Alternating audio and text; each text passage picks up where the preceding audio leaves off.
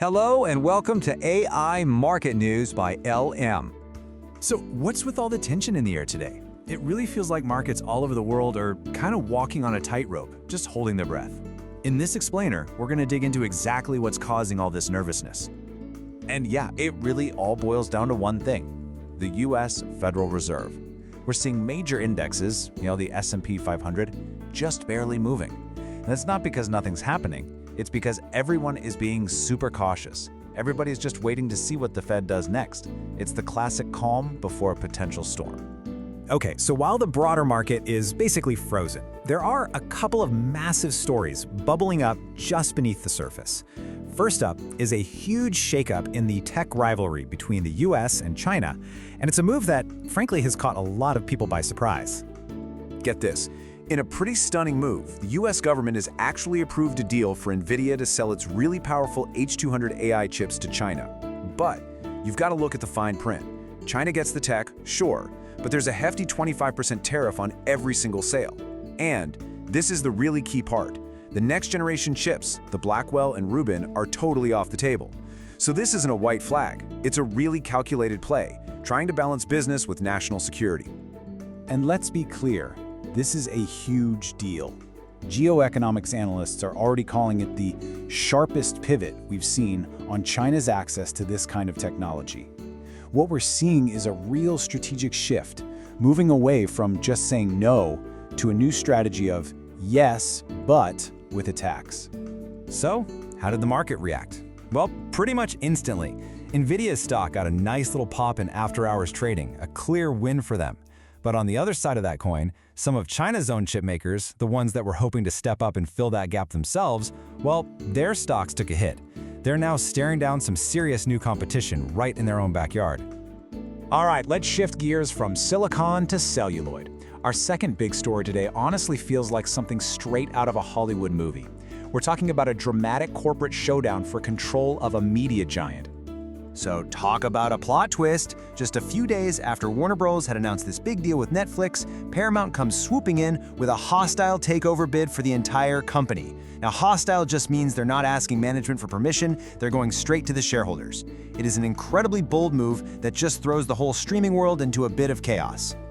So let's put these two offers side by side. Paramount's coming in hot with $30 a share, all cash for the whole shebang. The Netflix deal that was already on the table, that was for $27.75, a mix of cash and stock, and it was only for certain parts, like HBO and the studios. We're looking at two totally different futures for Warner Bros. Here. And here's the kicker. There's one more number that adds a ton of drama to this whole situation: $2.8 billion. That is the breakup fee. That's the penalty Warner Bros. Would have to pay Netflix if it decides to walk away from their deal and take Paramount's offer instead.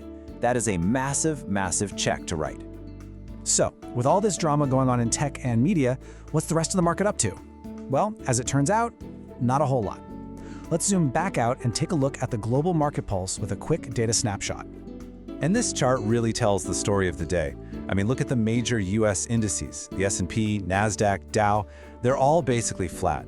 This just goes to show you how fixated everyone is on the Fed. Even with these huge stories playing out, the broader market is basically shrugging, which tells us just how much power the central bank has over sentiment right now. Over in the currency markets, though, things are a little more interesting. If we look at the order book for the US dollar versus the Japanese yen, we can literally see where traders are placing their bets. Think of it like a tug of war. You've got these huge clumps of buy and sell orders all gathered around specific price points.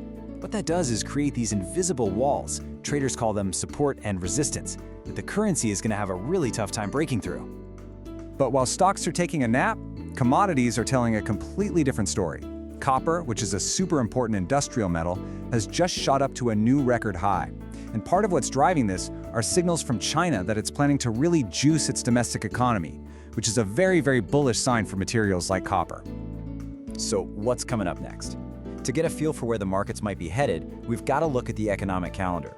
And based on data from investing.com, there are a few really big events that are probably going to drive all the action. We've got some high-impact stuff on the docket, for sure. We've got US job openings, inflation data out of China, but really all of this is just the opening act for the main event. The one marked here with maximum importance: the Fed's interest rate decision on December 10th. That's the one. That's the event that is going to set the tone for everything else. And that brings us right back to where we started. The entire global market is just paused, waiting on this one decision. So the multi-trillion-dollar question is this: will the Fed give the markets what they're hoping for, or are we about to get a major surprise that could send shockwaves everywhere? This video is automatically generated by NotebookLM, an AI-powered tool. The reference sources used in this summary are listed in the video description. As this content is AI-generated, there may be errors in proper names, pronunciation, or unnatural speech. This video does not provide investment or trading advice. Please make investment decisions at your own discretion. Thanks for watching. Don't forget to like and subscribe.